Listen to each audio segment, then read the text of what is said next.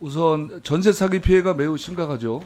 그래서 저희 민주당에서도 전세 사기 관련해서 대응단을 만들었고 제가 단장을 맡게 됐습니다. 앞으로 국토부와 잘 협업해서 사기 피해를 대응하기 위해 노력을 할 텐데요. 여야가 없으니 많은 협조 부탁드립니다. 네, 감사합니다. 자, 화면을 좀 봐주시기 바랍니다. 정부는 그동안 4차례에 걸쳐 전세 사기 피해 방지 대책을 발표를 합니다. 정보의 비대칭성 개선, 안전한 거래 환경 구축, 임차인의 법적 권리 강화, 피해자 지원이라는 4가지 방향에서 대책을 마련했는데 장관님, 대책이 효과적이라고 생각하십니까? 우선 저희가 기존 이 제도 내에서 할 수 있는 조치들은 취했는데요. 아직도 미진한 부분들이 있다고 보고 있습니다. 예, 그렇습니다. 네.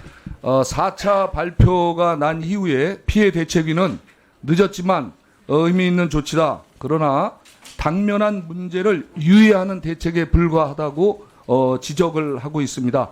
자, 정부 대책이 시의적절하게 이루어지고 있다는데 저도 동의를 하는데요. 자, 모든 대책이 만족스럽지 않고 장관님께서 얘기하신 것처럼 보완할 부분이 많이 있습니다. 자, 한번 보세요. 자, 정보의 비대칭성 관련해서는 정부는 안심 전세 앱, 그다음에 체납 정보 확인권 등을 언급하고 있는데 안심 전세 앱을만 보더라도 지속적인 업데이트가 불가피합니다. 즉 시세 판단이 어려운 빌라 등을 대상으로 하고 있다는 점.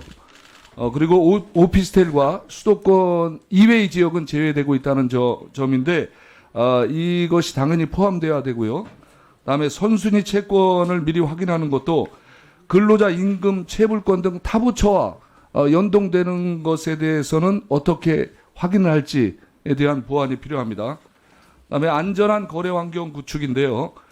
임대사업자의 보증보험 의무 가입 관련 규제, 공인중개사들의 시장 감시 기능을 강화하겠다고 했는데, 자, 보증보험 가입 대상을 좀 확대하고 위험 지역을 선제적으로 모니터링할 필요가 있어요. 즉, 그냥 무한대로 보증보험을 확대할 수는 없지만 보증보험 여건을 가입 여건을 좀 완화시킬 필요는 틀림없이 있습니다. 그리고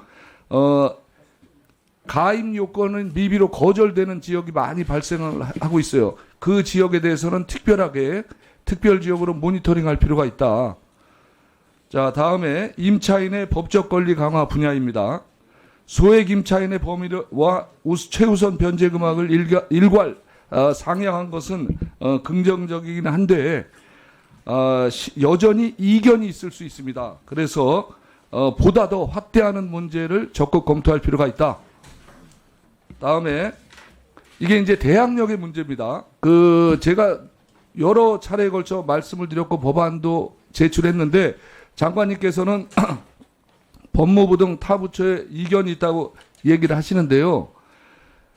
자, 주택 인도하고 주민등록을 마치면 대항력을 즉시에 발휘하는 발생할 수 있도록 하는 것이 어떻게 문제가 되고 어떤 분야에 협의가 안 되는지 이것만 정확하게 할 수 있어도 확인이 가능하지 않겠습니까? 그래서 이 문제는 좀 더 적극적으로 나서실 필요가 있다. 자, 다음으로 피해자 지원 분야예요. 장관님도 많은 피해자분들을 만나고 계시죠? 네. 자, 그러시면서 긴급주택, 그 다음에 대출 연장 등을 제시하시고 약속한 바 있으세요. 맞죠? 네. 자, 그런데 피해자들이 진정으로 원하는 것은 보증금이라도 돌려달라. 예? 생활할 수 있도록 해달라는 거 아니겠습니까?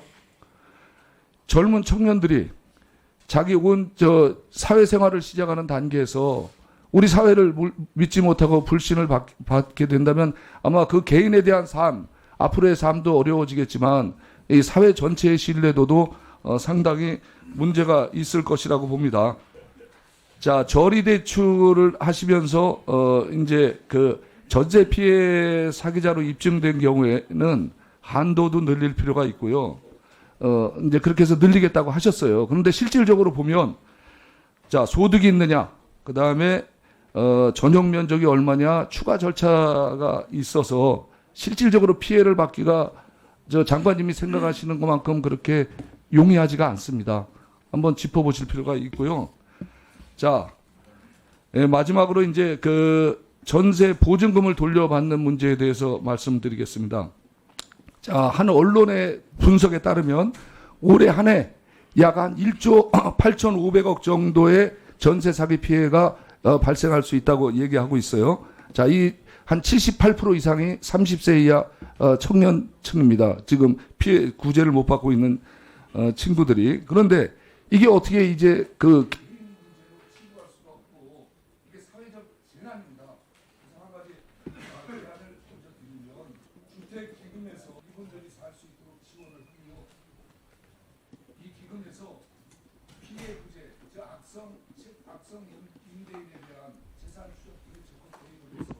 물론 피해자의 동의를 받아가지고요 적극 개입을 해서 이 피해 구제액을 환수하는데 노력을 같이 해주고 나중에 환수된 부분과 이 기금에서 이 피해자들에게 돌려준 부분을 상계해서 일정 부분을 상계를 해가지고 지원할 수 있는 실질적인 방안이 마련이 돼야 이 피해자들이 온전하게 생활할 수 있는 터전이 되는 것이 그냥 앞으로 재발 방지를 하겠다.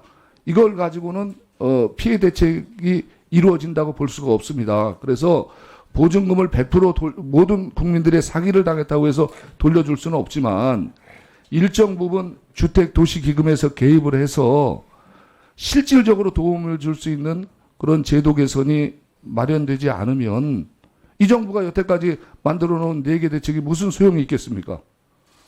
그리고 앞으로 재발 방지 대책을 한들 이게 무슨 의미가 있겠어요? 예, 워낙 중요한 문제이기 때문에 간략하게 답변을 드리겠습니다. 업데이트 문제는 저희를 처음부터 그 약속을 드렸던 거고요. 원래는 상반기 마치고 하려고 했는데 좀 땡겨야 될 것 같아서 5월 1일 날 버전 2.0을 낼 수 있는 목표로 지금 그러니까 열심히 일하고 있습니다. 미진한 점 저희들이 계속 보고 있기 때문에 오히려 이런 부분을 많이 지적해 주시길 바라겠고요. 그다음 이 대상을 넓히는 문제도 우리 당장 이 허그에 여러 가지 그 사업 구조나 재정 구조와 관련된 문제인데 관계 부처와 함께 맹 의원님께서 말씀하시는 것보다 어찌 보면 더 적극적인 입장에서 현재 협의를 진행 중이다. 뭐 다른 부처 핑계를 대는 게 아니고요. 여기 시간이 좀 걸리기 때문에 진행 중이다 말씀드리겠고, 그 대학령 문제는 법원에서가 일단 이게 법원은 법적인 안정성을 워낙 중시하다 보니까 굉장히 난색을 표합니다. 그래서 저희는 아쉬운 대로 그 실거래 저희들이 그 관리망이 있습니다. 그래서 금융기관에서 이 임대인들의 그 내지는 제3자의 그 권리가 이제 담보로 받고 이 부분에 대출이 나갈 때는 우리 국토부에다가 실거래 정보를 확인을 해가지고 바로 그 같은 날짜에 오전 중이나 바로 뭐 1시간 전에라도 과연 이게 그 확정일자 나간 게 있는지 이 부분에 대해서 확인하도록 그렇게 저희들이 운영을 하려고 그러고요.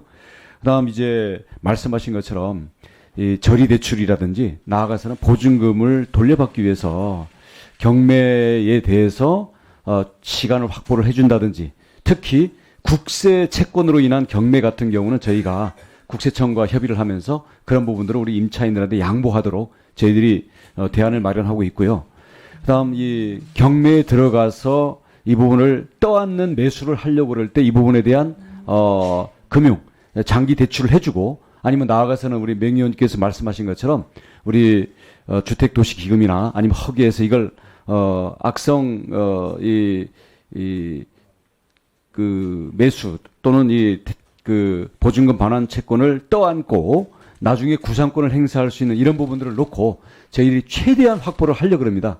지금 말씀하신 것처럼 앞으로 체결되는 부분들에 대해서는 저희가 예방책을 강하게 지금 세웠기 때문에 앞으로 5년간 벌어질 그 전세 피해에 대한 우리 구제 금액을 지금 올해 발생하고 있는 이 조 단위가 넘는 부분에다가 사실은 쏟아서 이걸 지출을 하더라도 시간이 지나면서는 이 부분이 우리가 충분히 감당하는 거 할 수 있다라는 그런 입장을 가지고 저희가 다른 부처들하고 적극적으로 협의를 하도록 하겠습니다. 그 과정에서 우리 야당에서 그 제기해 주시는 방안들도 저희들이 여야를 넘어서서 적극 반영하도록 노력하겠습니다.